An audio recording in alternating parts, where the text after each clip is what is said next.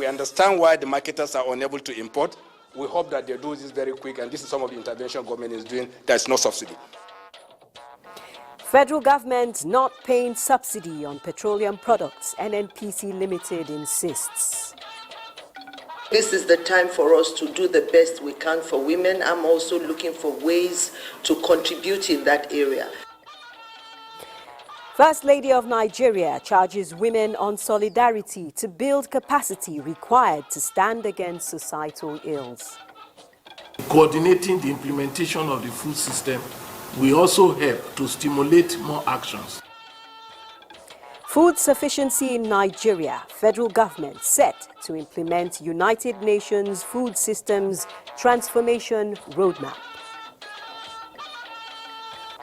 Hello, this is the Network News on NTA. I'm Naja'atu Tijani. Hingino John Adams is standing by in Lagos. Thanks for joining us.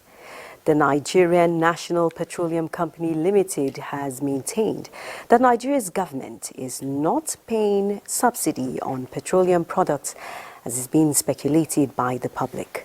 While speaking to the State House Press Corps in Abuja, the Group Chief Executive Officer of the company, Mele Kyari, refuted the rumor over the purported return of subsidy payment after the earlier stoppage. The NNPC boss also spoke about the re-emergence of fuel queues in parts of the country. We have seen very few states, pockets of very low queues, not only connected with the road situation that we are seeing. There are a number of blockages on our road, crossing products from the southern depots into the northern part of the country, and it takes a much longer time than they do now. They have to reroute the trucks around many, many locations for them to be able to reach, and that created delays, and that created some supply gap that has been filled, and we do not see any of such problems again. And secondly, because of the full deregulation that we have in this sector, marketers are now competing amongst themselves. So one, you must have noticed some fuel stations will reduce price by 2 naira and 3 naira. So customers will naturally run to the places where you have that reduction in prices. And that creates panic, because for those who don't know why they are doing it, they will think that there's something wrong happening, or there's an ominous sign of scarcity, and people start queuing up in the fuel. Otherwise, there is no challenge. Supply is robust. We have over 1.4 billion liters of product in our hands, both marine and land.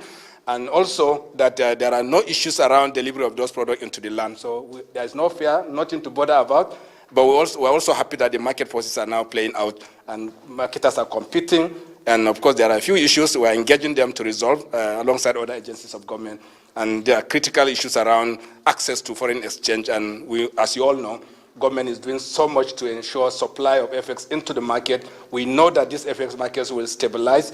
Current A&E window is around 770, and we know that those inputs that's already happening, the inputs of government today will crystallize, and also they will come to an equilibrium position in the FX market. And this is the dream of this country, so that we'll have a stable FX market, stable product market, where the prices of product would also speak to prices of other commodities. And this is already manifesting, and we think this is the economic revolution that this country needs. How many? I told you there is no subsidy whatsoever. We are recovering our full cost from the products that we import. We sell to the market. We understand why the marketers are unable to import. We hope that they do this very quick, and this is some of the intervention government is doing. There is no subsidy.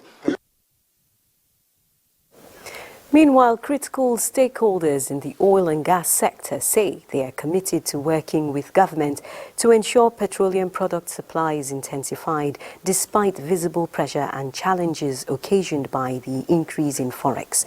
During a meeting at the Midstream and Downstream Petroleum Regulatory Authority in Abuja, they agreed to be flexible and not sell strictly by the price petroleum products should be. Lydia Sampson reports. After long hours of waiting, it was time to unravel discussions behind closed doors, and key stakeholders did not mince words. We had a very intensive discussions, and they expressed their concerns, and also areas where we can, as government, support both the marketers and transporters to ensure that there is an even flow of petroleum products across the country. We as an NPC will continue to make sure that supply is there, and we also support the industry in addressing the distribution issues? Yes, we have challenges with foreign exchange, and we also know that internationally, since we have remained net importers, prices have continued to go up. But we can see the real effort that government has made to make sure that products continue to be available at prices that may be difficult, but at least still affordable to quite a lot of people. Today, if you load a product from Warri or Gara, you will have to come all the way to Ibadan before you come down to the north, meaning that from Warri to Opela to Lokoja is a no-go area. It's a very serious development. They assured that there is sufficient products in the country, with over 80 licenses issued by the Nigerian Midstream and Downstream Petroleum Regulatory Authority to companies to import petrol. Optimism is high that the noticeable challenges will fizzle out. In Abuja, Lydia Sampson, NTA News. Closely related, the Minister of Labour and Employment, Simon Bako-Lalong, has assured Nigerian workers that the government is working towards achieving timely review of the national minimum wage in order to sustain industrial harmony and enhance prosperity. The minister, while speaking at the Pengasem Week in Abuja, said the renewed hope agenda of President Tinubu places priority on harnessing the economic potentials of the nation under a productive labour environment. Lydia Sampson again reports. With the theme Petroleum Downstream Deregulation and Gas Utilization, the Pengasem Week is providing a platform for collective reflection on the implications for the industry, nation and people. As we stand at the crossroads of energy transition and calls for greener sources of energy, it is imperative that we come together to chart a new course of an inclusive and a just energy transition, such a way that countries like ours, which are resource dependent, can be protected. We can use the resource of today to build the infrastructure of tomorrow, create the prosperity that everybody needs. We are witnessing a significant shift in the landscape of the energy sector in the country. It is incumbent upon us to drive positive change, foster economic growth, and ensure our people's prosperity. Prior to the regulation, you will see that the Federal Allocation Committee were distributed about 500, 600 billion per month. As of today, I can understand the last month about 1.something trillion was distributed across the states, meaning that something has been saved and something has been transferred to the states. They are on the same page that the ripple challenges occasioned by subsidy removal demand comprehensive solutions, balancing economic viability and the well-being of the populace. In Abuja, Lydia Sampson, NTA News. Women are often at the receiving end of societal ills.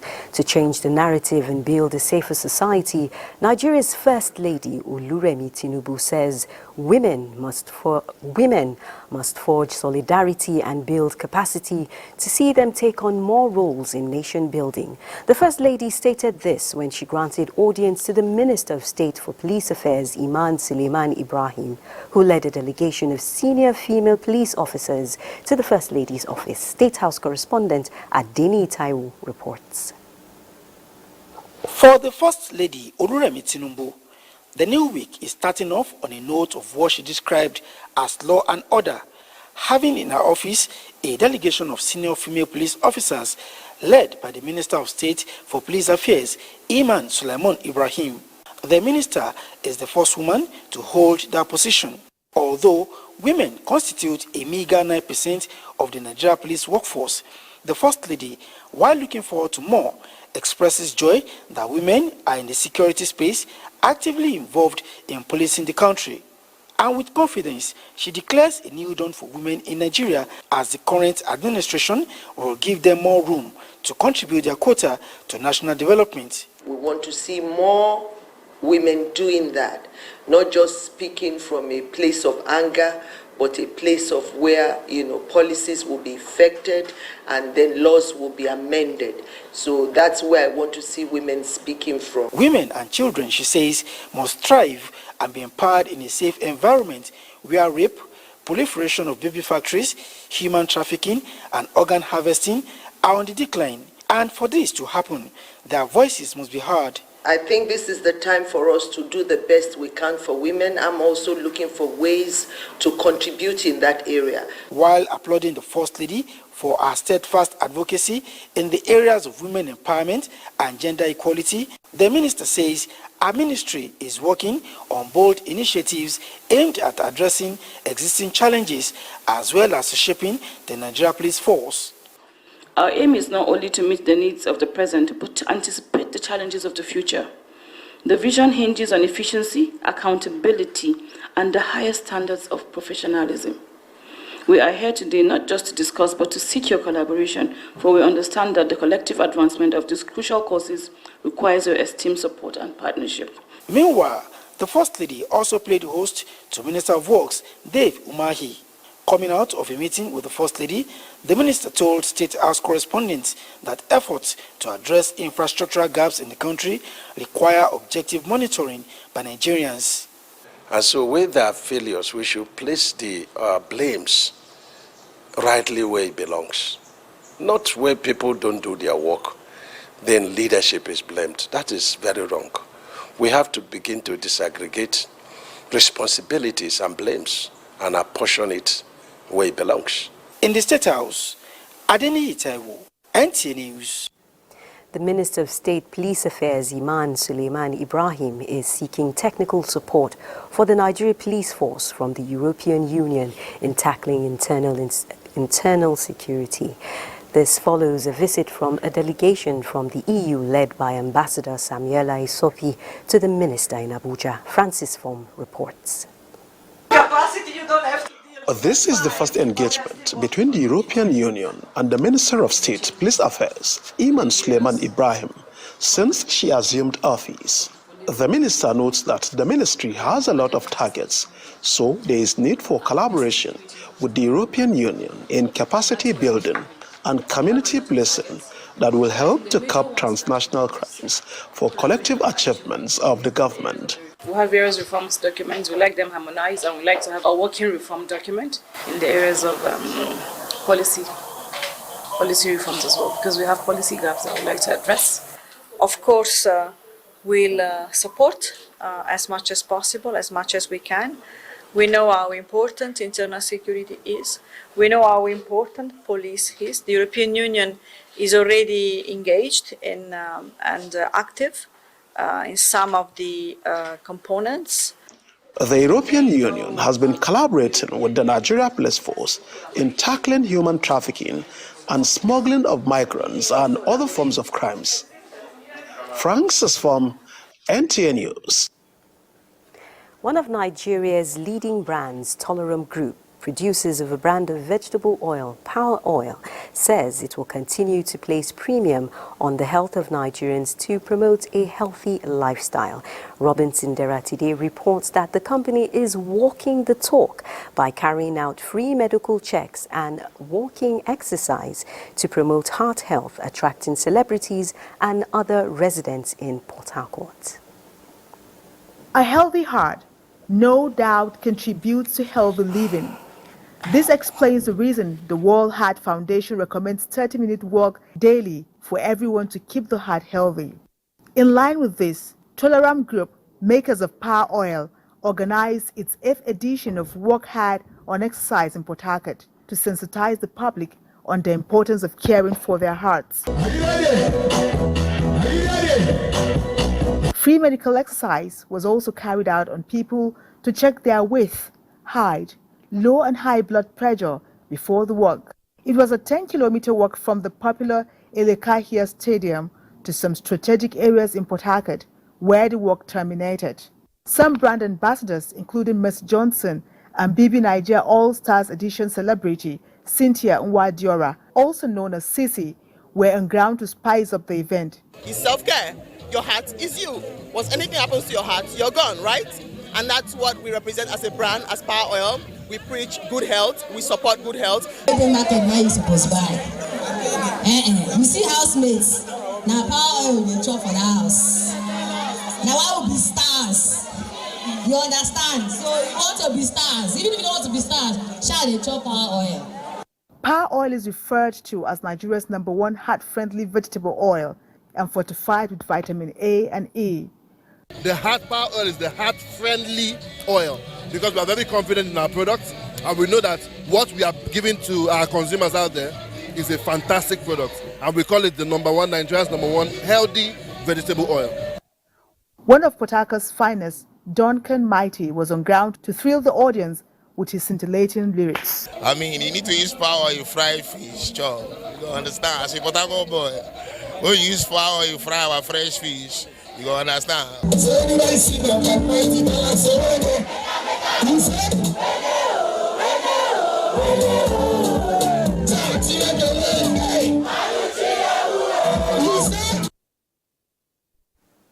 And that report by Robinson Deratide was presented from our studios by Momso Damian Dekti. It's time for some messages. Do stay tuned for more news. If you're just joining us, this is the Network News on NTA, and we're talking academic achievement.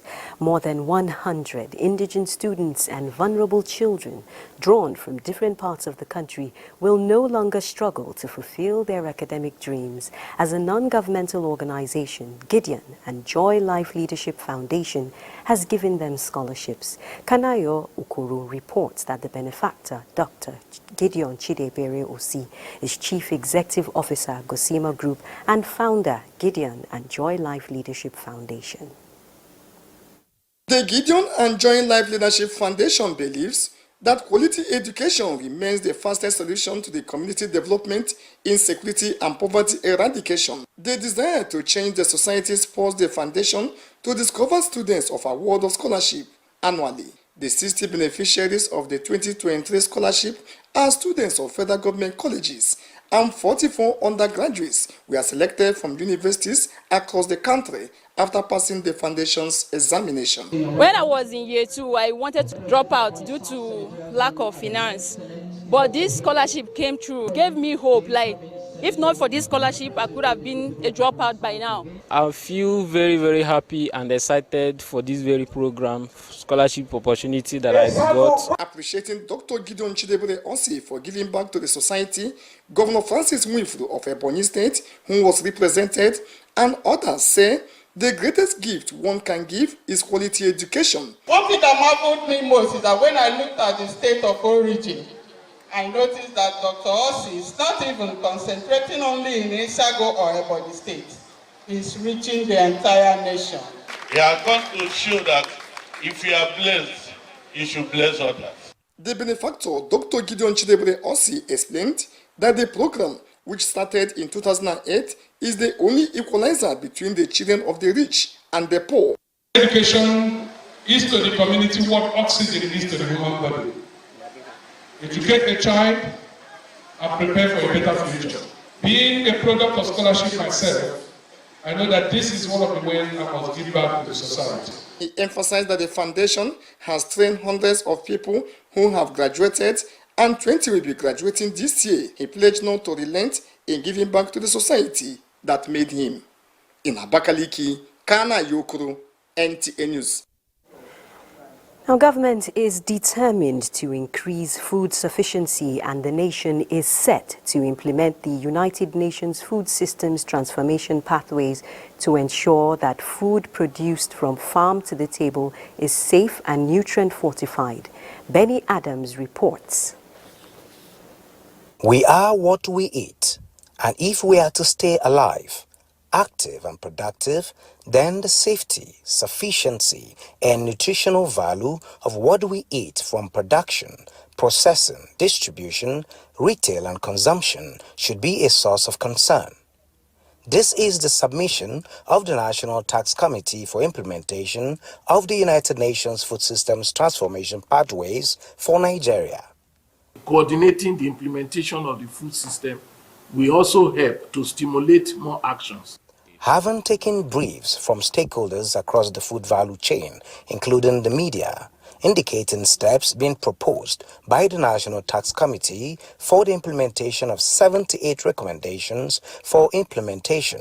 The minister, incidentally a former governor with Grassroots Connect, feels more can be done to make the process more inclusive.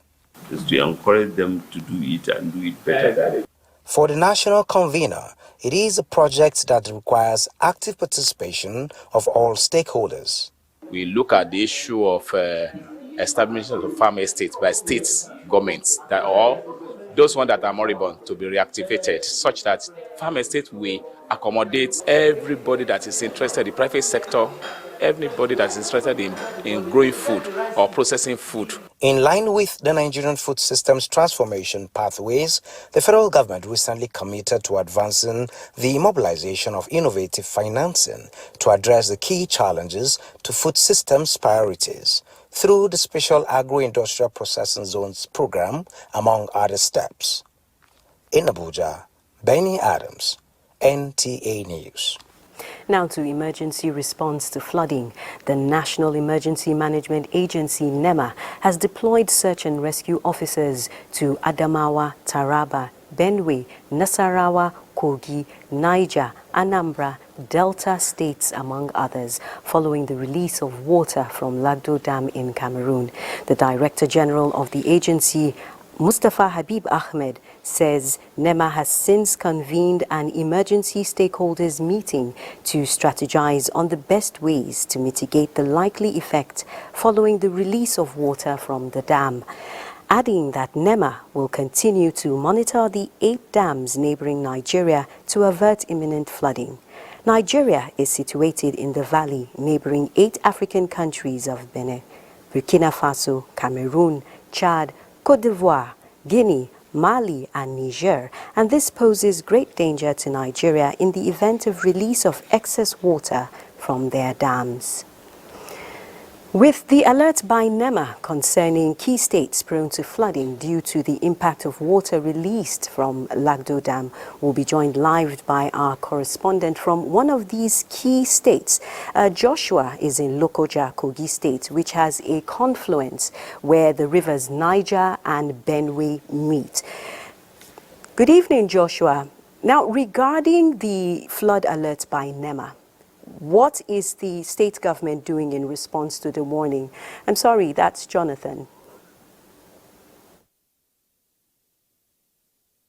Good evening, Jonathan. That's the name, not Joshua. Well, of course, to start with, I can tell you that there is apprehension in the state, especially with the current water level of 9.29. For months, the government has been telling the people to prepare for the worst, and as it is now, it seems the worst is even closer than ever with the rapid release of water from Lagdo Dam. Before now, it was a gradual release, but what we have now is a rapid release. I spoke with government officials before now.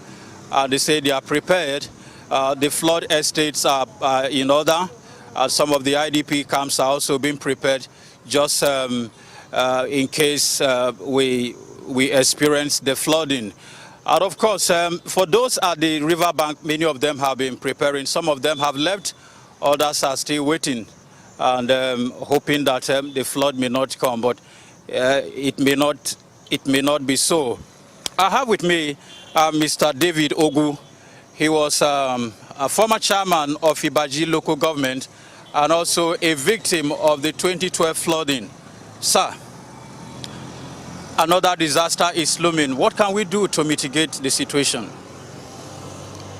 The mention of flood to some of us is as frightening as approaching the gate of a neighbor only to be confronted with a giant bulldog and with a baby to tend to it. You cannot go further, and receding is as difficult as that because you have a lot to lose. The incident of 2012 is very much with us, and of course 2022 was worse. And with the news in the past 2 days that flood is coming, it has been trepidation, it has been fear, it has been a lot of fear and anxiety among the people. Coming from the point of someone who has experienced this over time, I come from a community that is ravaged by flood. And in Lokoja environment, where I witnessed what people suffer over the years, particularly through last year, I am afraid. The people are in palpable fear. The environment is in a situation that cannot be effectively explained. For now, I am aware that the state government prepares, I'm sure and certain because I've had contact with the State Emergency Management Agency in their own level of preparation. But the issue of flood is far beyond preparing camps, preparing palliatives or relief materials or food items and non-food items year in and year out. It is high time we take the bull by the horn, handling the issue of dam and water releases over time. The circumstance or the common saying that water no get enemy is defied by incessant flood. Flood has become an enemy to the people. Food will be lost, livelihood is challenged, means of transportation is challenged. I am afraid this year again, people traversing through Lokoja, the Kogi state capital, will have difficulties in Kotonkarifi. They will have difficulties around Jamata. They will have difficulties around the areas inside Lokoja town itself, as the case may be. And of course, the Ganaja area that has become a river in itself, nothing practically had happened. Okay, so just a minute. What should the government do now? At the moment, what the government can only do is intensify sensitization to allow the people move. Prevention is better than cure. And at the moment, I am sure most of the people, like I said over time, are not actually afraid of flood in itself. But the devastation it causes when it comes in an emergency situation as this is as frightening as you can imagine. Government can do more. Do a long-term plan to stem influx of water beyond magnitude. Over time, I'm aware the Nigerian government has made attempts to create buffer dam to serve as a reserve for the one from Lagdo Dam. Nigeria has the capacity to do it. With enough goodwill and political will, I am certain that something tangible will be done this time around. Because year in and year out, people from Kogi and up to Bayelsa cannot continue to run in their own country, to become IDPs in their own country, to lose lives and property. And before they recover, in December and November, February has come, the rain setting, and of course, the loss of economic value is tremendous, and something positive has to be done in this regard. All right. Thank you so much. Yeah, well, you heard him. We need a long-term plan. But just to add, few weeks from now, the people of Kogi State will be going to the polls to elect a new governor. And I can tell you, this is not the best time to deal with the problem of flooding and election at the same time. Jonathan, thank you for that update. We'll be expecting more updates. And similarly, Anambra State is one of the states which NEMA flagged as a flood-prone state. And Jane Francis Obi is standing by in Awka with an update for us.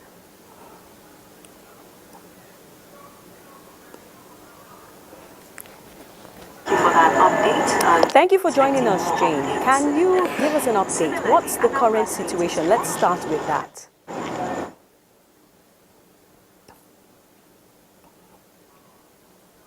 And welcome to Awka. Hello, Jane. Can you hear me, Jane? Awka is that of the high alert because the Anambra State government is fully prepared to ensure that what happened last year where lives and properties were lost as a result of the inability of farmers to move to IDP camps. And the state government wants to avert it and ensure that farmers and residents of flood-prone areas are well protected and in safe places. So the Anambra State government is working. There is already a committee by the Anambra State government to ensure that everything is put in place. This committee is headed by the Deputy Governor of Anambra State. The committee is headed by the Deputy Governor of Anambra State, Onyeka Ibezim. Other members of the committee include the Commissioner for Environment, the TUC Chairman, traditional rulers, the councillors in various communities, especially those from the flood-prone areas. So these committee members, their work is practically to ensure that everything that is needed to ensure safety is done. And this committee, they sit severally with the Anambra State government. So one of the major things that this committee has done is to create awareness. Now, this awareness is taken to churches, to markets, to other public places. So now one of these, they just taken to town halls and the issues are discussed. But the message from the state government is that those in flood-prone areas should not hesitate. They should move immediately to avoid a worst-case scenario. They should move to a safer place to internally displaced persons' camps. Then, Jane, so one of the issues now is, of course, evacuation to some of these camps. How has the reception among the people been so far?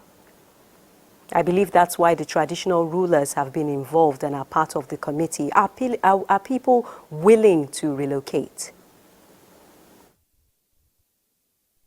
The case of what happened last year has taught people a lot of lessons, and one of it is loss of lives, properties, because last year many people were not willing to leave their farmlands, and it's not easy to move a whole family, to move a whole people out of their farm home. So moving them last year was a big problem, and so many people refused. But because of the magnitude of the damage, people are willing to move, and government is also ready and willing to move people, especially the elderly, children, women, people that cannot move, and to ensure that their properties are also well secured. Thank you very much for that update, Jane. It's nice to know that, of course, people with special needs are being given priority. I've been speaking with Jane Francis Obi from Anambra on the preparedness of the government concerning the imminent flooding by the release of water from Lagdo Dam. Kano State government has procured more than 387,000 bags of different foodstuff for distribution to vulnerable groups in the state. Governor Abba Kabir Yusuf made this known while flagging off the second phase of distribution of palliatives to the less privileged across the state. Abdullahi Mustafa has the details. Widows, including those of deceased personnel of the armed forces, police and other paramilitary organizations, are among the identified beneficiaries of the intervention. Others are destitute, people with special needs and junior staff in the state civil service. While members of the compliance committee continue with the distribution across the 44 local government areas of the state, additional measures including affordable transport services and mass empowerment program Governor Abba Kabir Yusuf disclosed are underway. We have also concluded arrangement to commence empowerment program of 5,000 women, 5,000 youths, and 5,000 people with special needs. Emir of Karai, Ibrahim Abubakar II, and other guests thanked the governor for the gesture, which they described as apt and timely. Each of the 44 local government areas is allocated 400 bags of rice and same quantity of maize. The distribution exercise is to be handled by local and ward-level compliance committees. In Kano, Abdullahi Mustafa, NTA News. President Bola Tinubu has approved the appointment of 5 additional persons to serve in the office of the president under the Media and Publicity Directorate. They are Fela Durotoi, Senior Special Assistant to the President on National Values and Social Justice; Frederick Mabufo, Senior Special Assistant to the President on Public Engagement; Linda Wabwa Ahibe, Senior Special Assistant to the President on Strategic Communications; Aliu Audu, Public Affairs; Francis Ada Abba, Special Duties. In a statement, President Tinubu further approves the secondment of Linda Wabwa Ahibe to serve as the Communications Advisor to the President of the ECOWAS Commission. The President tasks them to uphold the highest standards of decorum and decency in their engagement with all members of the public. President Bola Tinubu has congratulated the chairman of the Northern States Governors Forum and the executive governor of Gombe State, Inuwa Yahya, on the occasion of his 62nd birthday, describing him as a very focused leader who has a clear vision to put in place a prosperous and stable state for the benefit of his people. The president praised God Almighty to imbue him with renewed strength and vigor to continue to work in the best interests of Gombe State, the northern region, and the entire country at large. In the same vein, President Tinubu felicitates with the paramount ruler of the Birom Kingdom, Bongbong Jos Da Jacob Gangbuba, as he celebrates his 72nd birthday on October 10, 2023. President Tinubu joins the former Comptroller General of the Nigeria Customs Service while in celebration, while acknowledging the contributions of the elder statesman to national development, with particular respect to the enhancement of peace, harmony, and mutual coexistence in the country. The president prays for many more years of life and good health and renewed strength for the paramount leader. It's time to join Hingino in Lagos for more news. Hello, Hingino. Former Assistant Superintendent of Police Drambi Vandi, who killed Bolanle Rahim, a Lagos-based lawyer, in December 2022, has been sentenced to death by hanging. Justice Ibironke Harrison of the Lagos State High Court, sitting at Tafawa Balewa Square, Lagos, handed down the sentence, having found him guilty. Amaka O reports. The Lagos State government, through the office Directorate of Public Prosecution, had filed a one-count charge of murder against Drambi Vandi, the suspended Assistant Superintendent of Police. He was arraigned on the 16th of January 2023. Justice Harrison said over 10 witnesses had tendered 27 exhibits, including the autopsy report of the deceased Bolanle Rahim, while Vandi was the only witness who testified for his defense. Justice Ibironke Harrison of the Lagos State High Court, who delivered the judgment, said the facts of the case are not controvertible, while the court was meticulous in handling murder cases. She said the defendant is guilty despite the fact that he equivocally denied that he did not shoot the deceased and is not responsible for her death. Justice Ibironke Harrison said that based on circumstantial evidence, eyewitnesses, forensic and logical evidence, and deductions from the ballistician, when put together before the court, constituted the means to establish that the defendant was guilty of the crime. When you have a judgment in a lower court, there's opportunity for you. This is not the final state. So when we read the judgment, we know what step you would also hear when I ask for a copy of the and my Lord says she knows we want to move forward. The prosecution is obviously happy about the result of this conviction, and we hope it will bring a closure for the family of late Mrs. Bolanle Rahim. Justice delayed, we know, is justice denied. And in this case, justice has not been delayed. Bolanle Rahim, who was in company of her husband and children, was shot dead on the 25th of December 2022 at Abuja roundabout in Lagos State. Amaka Owo, NTA News. Flour Mills of Nigeria, one of the country's diversified agribusiness companies, is promoting the nation's rich delicacies through its prestigious festival of soups using Golden Penny brand Semovita, in addition to contributing to the health of the nation through healthy products. Lynn Leneke reports that the event drew people from all parts of Lagos. A soup festival, an avenue to display the rich cuisines Nigeria is blessed with. The Golden Penny brand is using the soup festival to contribute to good health by ensuring that Nigerians are fed with a variety of nutritious food. Apart from nutritional value, the event was an opportunity for bonding with friends and family while enjoying a bowl of Golden Semovita with any tasty traditional soup of choice. The soup I tasted today, it's fisherman soup, and it's actually my first time. The Efo Oriro soup, which was very, very interesting. I had the fish works excellent. Children also had their where they had fun. This painter painted my face. I'm feeling very happy.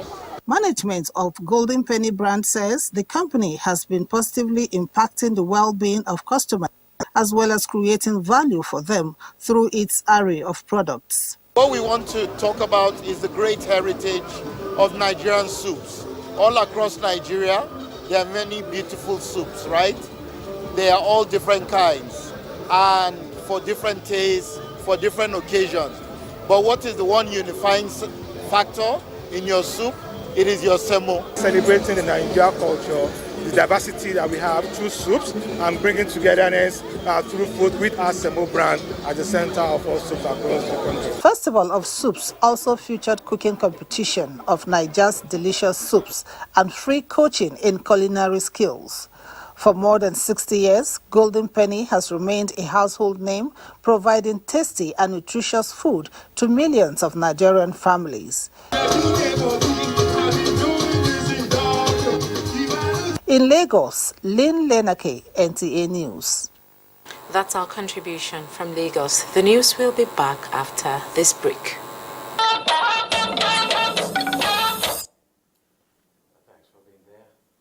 Let's talk business. The Central Bank of Nigeria has assured Nigerians that its digital currency, e-Naira, poses no threat to financial stability. Statement by Director of Corporate Communications Department of the bank, Dr. Isa Abdulmumin, said this on Monday in Marrakech, Morocco. Abdulmumin was reacting to a recent media report that raised concerns about Nigeria's central bank digital currency, e-Naira, indicating potential risk to financial stability. The media report, quoting articles from a book recently released by the CBN, indicated that in spite of its success in narrowing the country's financial inclusion gap, the e-Naira was a potential threat to financial stability. It said that since its inception, bank deposit conversion to e-Naira had exhibited an average monthly growth of 78.3% and total about 1.66 billion naira.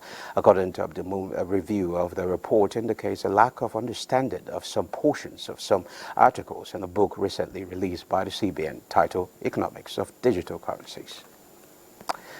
Now, panelists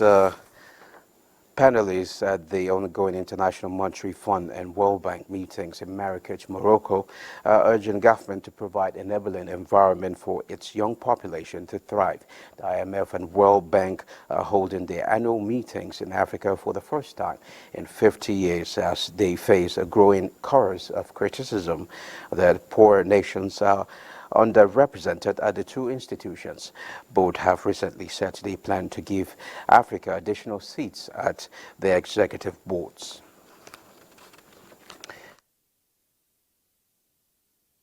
The equities market began first weekday of trading on a bullish note as the all-share index surpassed the 67,000 mark, gaining 0.97% to close at 67,101.57 basis points. A total of 268.6 million securities worth 3.4 billion naira were traded in 6,911 deals. Equity capitalization advanced to 36.9 trillion naira. That's business news. The news continues after the break. This message is from Economic and Financial Crimes Commission, EFCC. Just in Adeyeye Ajayi, the personal aide to former head of state General Yakubu Gowon, is asking the public to disregard the fake news of General Gowon's rumored death, as he has spoken with the former head of state, who says he's alive and well. Next is Sports Update. Sports Update concludes the news on NTA. Thanks for watching.